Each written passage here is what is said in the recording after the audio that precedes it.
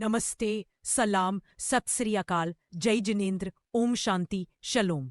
मैं हूँ रिया और आप सुन रहे हैं हेल्थ सोच, जहां हम बात करते हैं आपकी सेहत, मानसिक शांति और एक बेहतर लाइफस्टाइल की। यहाँ आपको मिलेंगे science plus real life experiences का सही ब्लेंड, आसान टिप्स और गहरी बातें जो आपकी हेल्थ को बना सकती है स्ट्रॉन्ग। भारत वो देश जो अपनी मेहनत, अपने जज्बे के लिए दुनिया भर में जाना जाता है। पर क्या यही जज्बा, ये जो लगातार दौड़ है, हमें अंदर से खोखला कर रही है? हम्म क्या हम अनजाने में एक ऐसी पीढ़ी बनते जा रहे हैं जो हमेशा बस थकी हुई महसूस करती है? ये सवाल आजकल बहुत मौजू है। बिल्कुल, हम अक्सर सुनते हैं कि भाई कड़ी मेहनत करो, सफलता मिलेगी। हाँ। लेकिन ऐसा लगता है कि इस सफलता की कीमत शायद हम अपनी मानसिक, अपनी शारीरिक ऊर्जा से चुका रहे हैं। हाँ, ये बात तो है। तो आज हम इसी मुद्दे पर थोड़ी गहराई से बात करेंगे, खास तौर पर भारत के जो मौजूदा हालात हैं उनको देखते हुए। बिल्कुल। हमारे पास जो जानकारी है वो इशारा करती है कि जो हर तरफ हमेशा बिजी रहो, कुछ करते रहो वाली सोच है, हाँ, जिसे हसल कल्चर कहते हैं। हाँ वही हसल कल्चर, वो शायद हमें एक ऐसी पीढ़ी बना रहा है जो पूरी तरह से थक चुकी है, जिसे बर्नआउट कहते हैं। और आज की हमारी ये जो बातचीत है उसका सेंटर पॉइंट भी यही है, थक गई है इंडिया। कैसे ये लगातार भागदौड़ की संस्कृति हमें एक थकी हुई पीढ़ी बना रही है। हाँ। हम उन सब पहलुओं को समझने की कोशिश करेंगे जो इस सिचुएशन को बना रहे हैं, जैसे दफ्तरों में काम का बढ़ता बोझ, हाँ। ये जो 24/7 अवेलेबल रहने का प्रेशर है, कुछ ना कुछ करते रहने का एक सामाजिक दबाव, बिल्कुल। नींद की भारी कमी, और एक दिलचस्प चीज जो सामने आ रही है, भारत में क्वाइट क्विटिंग का एक अनोखा अंदाज। हाँ, ये कैसे सब जुड़ा हुआ है इस पर बात करेंगे, और सिर्फ प्रॉब्लम की बात नहीं, नहीं, बिल्कुल हम उन तरीकों पर भी गौर करेंगे जो हमें इस स्थिति से उबारने में मदद कर सकते हैं, जैसा कि हमें मिले स्रोतों में बताया गया है। सही। हमारा मकसद सिर्फ ऊपर ऊपर से बात करना नहीं है, बल्कि उन वजहों की तह तक जाना है कि भारत में ये थकान भरी स्थिति क्यों पैदा हो रही है। और इससे निकलने के प्रैक्टिकल रास्ते क्या हो सकते हैं। एग्जैक्टली। तो फिर शुरुआत करते हैं उस चीज से जो शायद हम में से ज्यादातर लोग रोजमर्रा की जिंदगी में महसूस करते ही हैं, दफ्तर का तनाव, वर्क प्लेस स्ट्रेस, लंबे काम के घंटे, ऊपर से बॉस का प्रेशर, और पर्सनल लाइफ और काम के बीच बैलेंस बनाने की वो लगातार कोशिश। हाँ, ये तो जैसे हमारी वर्किंग लाइफ का एक हिस्सा ही बन गया है। और ये सिर्फ महसूस करने की बात नहीं है, बल्कि आंकड़े भी इसकी गवाही देते हैं। हाँ, क्या कहते हैं आंकड़े?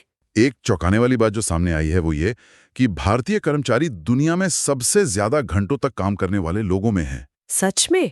कितना? हफ्ते में औसतन 48 घंटे से भी ज्यादा। 48 घंटे? बाप रे! आप सोचिए, ये कई देशों के जो स्टैंडर्ड वर्किंग वीक है उनसे कहीं ज्यादा है। ये तो वाकई बहुत है। मतलब हफ्ते के 5 दिन, रोज लगभग 10 घंटे काम, या उससे भी ज्यादा। हाँ बिल्कुल, और ऐसा लगता है कि ये सिर्फ कुछ खास सेक्टर्स की बात नहीं है। वही मैं पूछने वाली थी, क्या स्रोत इस पर कुछ और बताते हैं कि ये कितना फैला हुआ है? जानकारी यही बताती है कि ये चलन सिर्फ आईटी या नई पीढ़ी की कंपनियों तक ही सीमित नहीं है। हाँ, वहाँ शायद ये ज्यादा नजर आता है, पर बाकी जगह भी है। हाँ, परंपरागत उद्योगों में, सरकारी नौकरियों में भी काम के घंटे लंबे होते जा रहे हैं और काम का दबाव बढ़ रहा है। अच्छा। एक और अहम बात जो कई स्टडीज में, जिनका जिक्र हमारी सामग्री में है, सामने आई है, वो ये कि भारतीय कंपनियों में कर्मचारियों के काम और निजी जीवन के बीच जो संतुलन है, वर्क लाइफ बैलेंस जिसे कहते हैं, हाँ, उसे अक्सर सबसे कम अहमियत दी जाती है। मतलब उसे एक तरह से जरूरी बुराई मान लिया जाता है, या कर्मचारी की पर्सनल प्रॉब्लम। बिल्कुल, कि भाई ये तो आपको मैनेज करना है। कंपनी की प्राथमिकता सूची में कर्मचारी का भला अक्सर नीचे ही रहता है। जाहिर है, जब आराम और निजी जीवन के लिए वक्त ही नहीं मिलेगा तो कर्मचारी लगातार दबाव महसूस करेंगे। हाँ। और यही शायद हमें सीधे सीधे उस मानसिक और शारीरिक थकान की ओर ले जाता है जिसे हम बर्नआउट कह रहे हैं। निश्चित तौर पर। ये एक सीधी रेखा है, लंबा काम, कम आराम, लगातार प्रेशर, और नतीजा ऊर्जा का पूरी तरह चुक जाना, काम में दिलचस्पी खत्म हो जाना, और कई बार तो फिजिकल बीमारियां भी। और इसी माहौल में पनपता है ये लगातार भागदौड़ की संस्कृति, या जिसे हम हसल कल्चर कह रहे हैं। हाँ, ये शब्द हसल आजकल बहुत सुनने को मिलता है, सोशल मीडिया पर तो खासकर। इसका भारतीय कॉन्टेक्स्ट क्या है, मतलब क्या है यहाँ? देखिए, वेस्टर्न देशों में भी ये शब्द पॉपुलर हुआ, लेकिन भारत में इसका रूप थोड़ा अलग है। कैसे? यहाँ इसका मतलब सिर्फ मेहनत करना नहीं है, बल्कि एक ऐसी मानसिकता है जो कहती है कि आपको हर वक्त 24 घंटे कुछ ना कुछ प्रोडक्टिव करते रहना चाहिए। अच्छा। हमेशा आगे बढ़ने की दौड़ में शामिल रहना चाहिए। और अगर आप आराम कर रहे हैं तो आप कुछ गलत कर रहे हैं, पीछे रह रहे हैं। हाँ बिल्कुल, ये सोच खासकर आईटी सेक्टर और जो नए स्टार्टअप्स हैं उनमें बहुत गहरी बैठ गई है।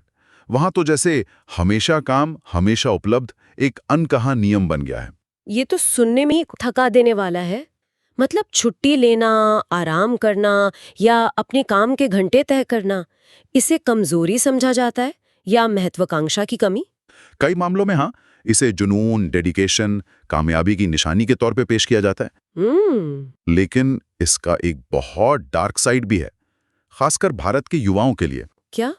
उन पर एक तिहरा दबाव काम कर रहा है, जैसा कि स्रोतों से पता चलता है।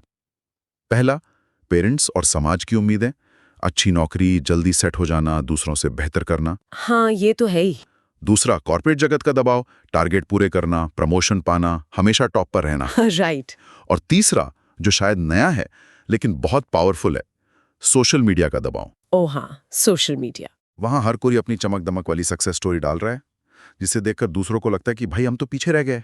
ये ट्रिपल प्रेशर तो वाकई बहुत भारी है। लगातार दूसरों से तुलना, हमेशा ऑनलाइन दिखने की मजबूरी और ये साबित करने की होड़ के मैं भी कुछ कर रहा हूँ। हाँ ये सब मिलकर इंसान की जो मानसिक शांति है वो छीन लेता होगा। बिल्कुल। और जब दिमाग शांत नहीं है, शरीर थका हुआ है, तो इसका सीधा असर हमारी नींद पर पड़ता है। ये हमें अगले महत्वपूर्ण मुद्दे पर लाता है, नींद की कमी, जो इस पूरी थकान की कहानी का एक बहुत अहम हिस्सा है। हाँ, बर्नआउट और नींद की कमी का रिश्ता तो बहुत गहरा लगता है। चोली दामन का साथ है, बिल्कुल। ये तो स्वाभाविक भी लगता है। अगर आप देर रात तक काम की ईमेल्स चेक कर रहे हैं या फिर दिन भर के तनाव के कारण रात को बस करवटें बदल रहे हैं, तो नींद पूरी कैसे होगी? हाँ, और बिना पूरी नींद के आप अगले दिन ताजा कैसे महसूस करेंगे? ये तो एक साइकिल बन जाती है। सही कहा। और इसके कारण भी कई हैं, जिनका जिक्र हमें मिली जानकारी में है। एक तो है देर रात तक काम करने की मजबूरी या आदत। दूसरा, स्ट्रेस कम करने के नाम पर लोग अक्सर देर रात तक ओटीटी प्लेटफॉर्म्स में हैं। Binge watching. हाँ, बिंज वॉचिंग। एक के बाद एक एपिसोड देखते रह जाते हैं। इसे आप मनोरंजन कह सकते हैं, लेकिन असल में ये दिमाग को आराम देने के बजाय और थका रहा है। और तीसरा? तीसरा, स्क्रीन की लत, चाहे वो फोन हो, लैपटॉप हो, टैबलेट हो। हाँ, सोने से ठीक पहले तक। वही, सोने से पहले तक स्क्रीन से निकलने वाली वो जो नीली रोशनी है, वो हमारे स्लीप हार्मोन मेलाटोनिन को दबा देती है। अच्छा। जिससे नींद आने में मुश्किल होती है और नींद की क्वालिटी भी खराब होती है। मतलब काम का बोझ, तनाव भगाने के हमारे तरीके और हमारी ये टेक्नोलॉजी पर डिपेंडेंस, ये सब मिलकर हमारी नींद के दुश्मन बन गए हैं। हाँ बिल्कुल।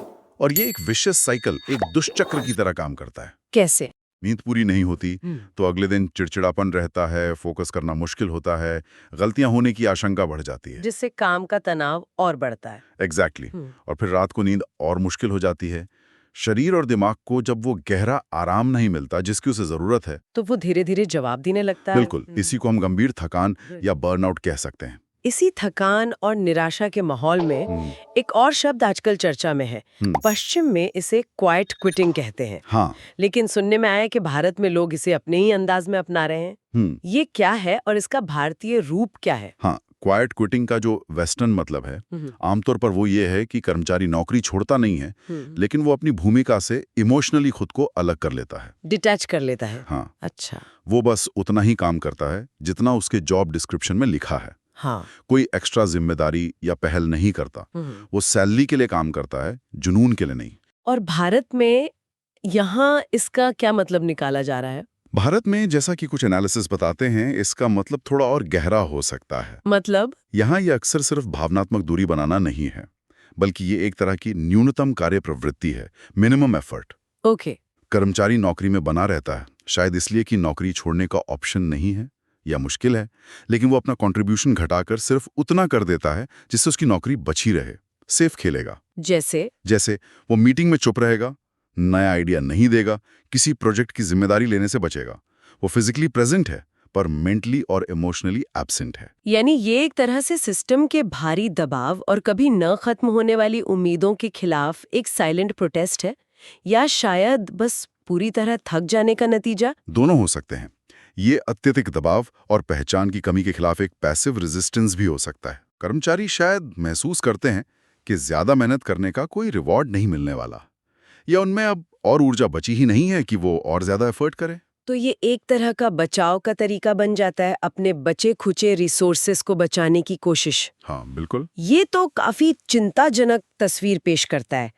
अगर एक बड़ी संख्या में कर्मचारी सिर्फ नौकरी बचाने के मोड में काम कर रहे हैं, तो इसका असर कंपनियों की प्रोडक्टिविटी, उनकी इनोवेशन, उनकी आगे बढ़ने की क्षमता पर क्या पड़ रहा होगा? बिल्कुल, ये एक बड़ा सवाल है। लेकिन इससे पहले कि हम पूरी तरह निराशावादी हो जाएं, क्या इस स्थिति से बाहर निकलने के कुछ रास्ते भी हैं? स्रोतों में क्या समाधान सुझाए गए? हाँ, अच्छी बात यह है कि इस समस्या को अब पहचाना जा रहा है और समाधानों पर भी चर्चा शुरू हो गई है। अच्छा। कुछ आम सुझाव तो वही हैं जो दुनिया भर में स्ट्रेस और थकान से निपटने के लिए दिए जाते हैं, जैसे ध्यान यानी मेडिटेशन का अभ्यास। मेडिटेशन? जानकारी बताती है कि नियमित ध्यान अभ्यास दिमागी उथल-पुथल को शांत करने और तनाव के स्तर को काफी मददगार साबित हो सकता है। और वो जो आजकल डिजिटल डिटॉक्स की बात होती है, सोशल मीडिया से दूरी, क्या वो भी इस लिस्ट में है? बिल्कुल। लगातार सोशल मीडिया पर दूसरों की सक्सेस और खुशियों की तस्वीरें देखकर जो एक इनएडिक्वेसी और प्रेशर की भावना पैदा होती है। हाँ, वो फोमो वाली feeling. Exactly, fear of missing out. उससे बचने के लिए बीच-बीच में सोशल मीडिया से ब्रेक लेना बहुत फायदेमंद हो सकता है। सही है। इसी तरह स्क्रीन के सामने बिताए जाने वाले समय को लिमिट करना, खासकर सोने से पहले, और बीच-बीच में पूरी तरह से स्क्रीन फ्री टाइम बिताना, ये सब हमारी मेंटल पीस और नींद के लिए जरूरी है। और हाँ, पर्याप्त नींद लेना और रेगुलर फिजिकल एक्सरसाइज करना, ये तो खैर बेसिक हैं ही। हाँ, ये तो स्वस्थ जीवन के आधार हैं ही। ये तो हुए वो तरीके जो शायद हम सब जानते हैं, पर कई बार अमल में नहीं ला पाते। क्या हमारे पास मौजूद जानकारी में कुछ ऐसे समाधानों का भी जिक्र है जो खास तौर पर भारतीय परंपरा या संस्कृति से जुड़े हों? कुछ देसी नुस्खे? हाँ, और ये दिलचस्प है। स्रोतों में प्राणायाम और आयुर्वेद जैसी पारंपरिक भारतीय पद्धतियों का उल्लेख मिलता है। अच्छा, प्राणायाम। हाँ, प्राणायाम यानी सांस को कंट्रोल करने की अलग-अलग टेक्निक्स, जैसे भ्रामरी या अनुलोम-विलोम। इनका सीधा असर हमारे नर्वस सिस्टम पर पड़ता है और ये स्ट्रेस और एंजाइटी को तुरंत कम करने में प्रभावी पाई गई हैं। इनका अभ्यास दिमागी फोकस बढ़ाने में भी मदद करता है।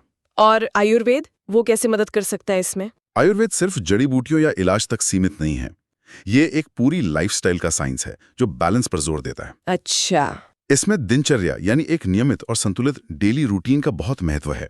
समय पर सोना, जागना, भोजन करना। रूटीन। ये हमारे शरीर की जो नेचुरल रिदम है उसको बनाए रखने में मदद करता है। साथ ही आयुर्वेद व्यक्तिगत प्रकृति, वात, पित्त, कफ के अनुसार खानपान और जीवन शैली में बदलाव का सुझाव देता है, ताकि शरीर और मन दोनों स्वस्थ रहें। बिल्कुल, और थकान या बर्नआउट जैसी स्थितियों का खतरा कम हो। तो इसका मतलब ये है कि हमारी अपनी सदियों पुरानी परंपराओं में भी इस मॉडर्न प्रॉब्लम के समाधान छिपे हो सकते हैं। हाँ बिल्कुल, हमें बस उन्हें फिर से खोजने और अपनाने की जरूरत है। निश्चित रूप से। महत्वपूर्ण यह है कि हर व्यक्ति अपने लिए वो तरीका या तरीकों का कॉम्बिनेशन खोजे जो उसके लिए काम करता हो। सही। चाहे वो ध्यान हो, योगासन हो, प्राणायाम हो, नेचर में समय बिताना हो, या फिर सबसे जरूरी काम और निजी जीवन के बीच क्लियर बाउंड्रीज तय करना और उन पर टिके रहना हो। और कंपनियों का क्या? कंपनियों को भी अपनी वर्क कल्चर को बदलने की जरूरत है। ये समझना होगा कि कर्मचारी सिर्फ मशीन नहीं है। हाँ, इंसान है। उन्हें इंसान की तरह जीने का भी हक है और माहौल मिलना चाहिए। तो अगर हम इस पूरी चर्चा का सार निकालें, तो मुख्य संदेश क्या है? ये जो थकान है, ये जो बर्नआउट है, ये सिर्फ कुछ लोगों की पर्सनल प्रॉब्लम या कॉर्पोरेट जगत की अंदरूनी समस्या नहीं है। बिल्कुल नहीं। स्रोत सामग्री इसे कहीं ज्यादा गंभीर रूप में देखती है, एक संभावित स्वास्थ्य संकट के रूप में, एक हेल्थ क्राइसिस। Health crisis. हाँ, एक ऐसी स्थिति जो अगर कंट्रोल नहीं की गई, अगर व्यक्तियों, कंपनियों और समाज ने मिलकर जरूरी बदलाव नहीं किए, तो ये पूरे देश को एक टायर्ड इंडिया, एक थके हुए ऊर्जाहीन भारत में बदल सकती है। एक थका हुआ भारत? ये कल्पना ही डराती है। इसका मतलब सिर्फ ये नहीं होगा कि लोग काम पर थके हुए होंगे, नहीं, बल्कि इसका असर देश की इकोनॉमी, उसकी क्रिएटिविटी, उसकी प्रॉब्लम सॉल्विंग कैपेसिटी, उसकी युवा शक्ति, हर चीज पर पड़ेगा। हाँ, और शायद यही वो अंतिम विचार है जिस पर हमें गहराई से सोचना चाहिए। क्या ये कुछ व्यक्तियों का आइसोलेटेड मामला है, या ये एक बड़ा सोशल और हेल्थ ट्रेंड बन चुका है जिसके दूरगामी नेशनल कॉन्सिक्वेंसेस हो सकते हैं? स्रोत हमें इसी सवाल पर छोड़ते हैं।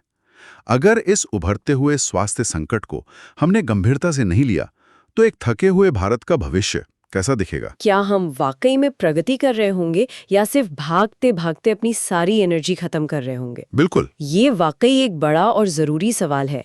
एक ऐसा सवाल जिस पर हम सभी को, चाहे हम कर्मचारी हों, एम्प्लॉयर हों, पॉलिसी मेकर हों या सिर्फ इस देश के नागरिक हों, गंभीरता से विचार करने और कदम उठाने की जरूरत है। सही कहा, क्योंकि असली तरक्की शायद लगातार और ज्यादा काम करने में नहीं, बल्कि एक स्वस्थ, संतुलित और मीनिंगफुल जीवन जीने में है।